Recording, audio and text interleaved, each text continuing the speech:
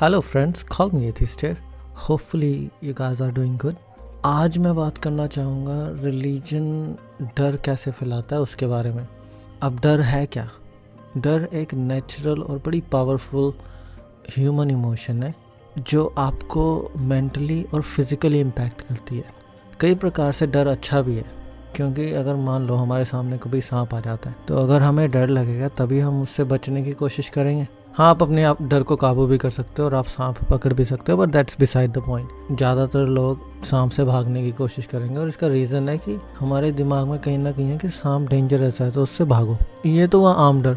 कई डर हमारे ऐसे होते हैं जो साइकोलॉजिकल होते हैं। साइकोलॉजिकल मतलब कि वो डर सिर्फ हमारे दिमाग के अंदर है, एक्चुअल लाइफ में नहीं है। कई साइकोलॉजिकल डर इतने ज़्यादा खतरनाक होते हैं कि उन्हें लोग फोबिया भी कहते हैं, जहाँ हमारी बॉडी थोड़ी देर तक स्थिर हो जाती है। डर के इतने ज़्यादा इमोशनल सिम्टम्स हो जाते हैं कि कई लोगों की धड़कनें बंद हो जाती हैं, कईयों का मुंह सूख जाता है, कई कपकपाने लगते हैं, आपने देखा होगा, और कईयों के चेस्ट पेन होने लग जाती है। अब उन्हीं साइकोलॉजिकल फियर्स को रिलीजन एक्सप्लोर करता है। आपने नर्क तो सुना ही होगा या जहन्नुम। बचपन से ही हमें ये सिखाया जाता है कि एक जगह है नर्क, जहाँ पे इंसान मरने के बाद जाता है, और वही इंसान नर्क जाता है जो बुरे काम करता है। रिलीजन टर्म्स में बुरे काम का एग्जाम्पल कि अगर आप किसी को बुरी नज़र से देखते हो, अगर आप भगवान की पूजा नहीं करते, और अगर आप अच्छे काम नहीं करते। अच्छे काम क्या होता है यार? मतलब शादी से पहले अगर आप सेक्स करते हो देन दैट इज़ अ बुरा काम अकॉर्डिंग टू रिलीजन, ठीक है? तो वो इंसान नर्क में जाएगा। आप अपने रिलीजियस कोड को फॉलो नहीं करते, ठीक है? सिखों के लिए तो ये और ज़्यादा मुश्किल है कि आपको स्पेशल अटायर वगैरह डालना होता है। अगर आप उन चीज़ों को फॉलो नहीं करते तो आप नर्क में जाओगे। कई एक्सट्रीम केसेस में ये डर इतना बड़ा है, छोटे से छोटा गलत काम अगर कोई करता है तो उनको ये डर लग जाता है कि हम कहीं नरक में ही न चले जाएं, और वो फ़ौरन भगवान से प्रार्थना करने लग जाते हैं कि भगवान बख्श दे, अगली बार ही नहीं करूँगा। कई बच्चों के दिमाग में इतना डर होता है कि अगर वो चॉकलेट चुरा के फ्रिज से खा लेते हैं तो उनको डर लग जाता है कि मैं नर्क में ना चला जाऊँ। कई माँ बाप के इतना डर होता है कि मेरा बच्चा कोई गलत काम ना कर दे जिससे वो नर्क में जाए। प्रॉब्लम कोई भी हो, नर्क के नाम पर डराओ और उन्हें सही रास्ते पे लाओ। दैट इज़ अ मोटो। नर्क की डिस्क्रिप्शन जो मुझे समझ में आती है वो कि एक जगह है लाल रंग की, या मोस्टली आग को लाल रंग से जोड़ा जाता है। वो एक बहुत बड़े तंदूर की तरह है जिसकी गर्मी बहुत ज़्यादा है, आम तंदूर से बहुत बहुत ज़्यादा, और वहाँ की आग कभी शांत नहीं होती। और जो भी लोग गलत काम करते हैं या पाप के भागीदार होते हैं वो नर्क की आग में सदा सदा के लिए जलते हैं। नॉर्मल तंदूर में अगर आप रोटी डालो तो वो भी कुछ पलों के बाद आप बाहर ले आते हो, बट भगवान ऐसा है कि अगर उसने नर्क में डाल दिया तो no chance of coming back. One way street है, गए तो गए, वापस नहीं आओगे। आपने किसी भी इंसान को हॉस्पिटल के अंदर तड़पते हुए देखा है, या किसी का रोड एक्सीडेंट हुआ हो उस इंसान को आपने तड़पते हुए देखा है?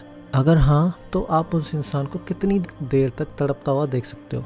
5 मिनट, 10 मिनट, 20 मिनट? मैं 1 मिनट भी नहीं देख सकता।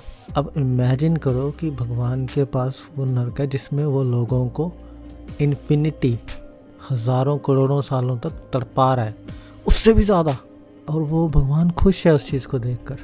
तो आप मेरे सवाल का जवाब दो कि ये भगवान इतना जालिम क्यों है?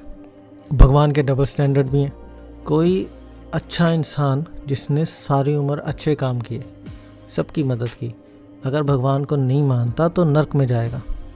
अगर कोई इंसान जो लोगों का भला नहीं करता, उनका बुरा करता है, बट एंड के अंदर अपनी गलतियों का पछतावा कर लेता है प्रार्थना करके, वो स्वर्ग में जाता है क्योंकि उसने भगवान को मान लिया।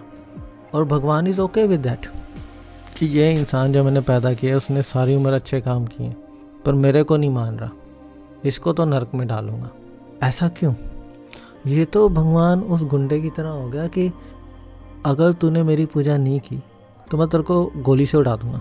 इन भगवान केस नर्क में डाल दूंगा। वो गुंडा तो फिर भी ठीक है कि अगर गोली से मारेगा इंसान मर जाएगा और उसकी सफरिंग या उसकी पीड़ा सब एंड। भगवान है कि मरने के बाद भी नहीं छोड़ता, और भगवान को इस चीज़ से ज़्यादा कंसर्न है कि आप किसके साथ कब सोते हो। ये सोचो कि वो भगवान कितना का अच्छा होगा जिसने ऐसा नर्क बनाया। और ये नर्क की बात फैलाने वाली रिलीजन्स, मैं सिर्फ नर्क बोल रहा हूँ, बट हेल, जहन्नुम या और भी किसी लैंग्वेज में जो भी बोलते हैं, वो रिलीजन्स जो नर्क का डर फैलाती हैं, वो कितनी अच्छी होंगी, उनके दिमाग में क्या मोटिवेशन होएगी कि वो नर्क का डर फैला रही हैं।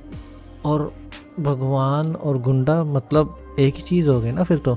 अब ये भी कोई कंफर्म नहीं कर सकता कि नर्क और स्वर्ग फॉर दैट मैटर है भी कि नहीं, क्योंकि सिर्फ किताबों वगैरह में लिखा है, हर एक रिलीजियस बुक्स में लिखा है, स्क्रिप्चर्स जो बोलते हैं उनके अंदर लिखा हुआ है कि नर्क और स्वर्ग हैं, अच्छे इंसान स्वर्ग जाते हैं, बुरे इंसान नर्क जाते हैं। बट कोई कंफर्म नहीं कर सकता, क्योंकि नर्क और स्वर्ग जानने के लिए मरना पड़ता है, और मरने के बाद कौन आया जो हमें बताए कि स्वर्ग है या नर्क है? ऐसा तो कोई नहीं है। तो ये सब डर आपके दिमाग में फैलाना कहाँ तक सही है? मेरे दिमाग में भी ये डर होता था, बट अब ये निकल गया है कि मरने के बाद क्या होगा। मेरे दिमाग में है कि एक ही लाइफ है, उसी को जीना है और अच्छे से जीना है। I can not stress enough कि ये टॉपिक कितना सीरियस है। आपके पास अच्छे रीजंस होने चाहिए कि आप किसी चीज़ में बिलीव करो, और बिलीव एक अलग वर्ड है, मैं कहूँगा फैक्ट्स को फॉलो करो जो असली में कोई शो कर सकता है, ऐसे ही किसी के कहने पे नहीं चले जाते। तो आइए इसके बारे में सोचते हैं, and you can call me atheist.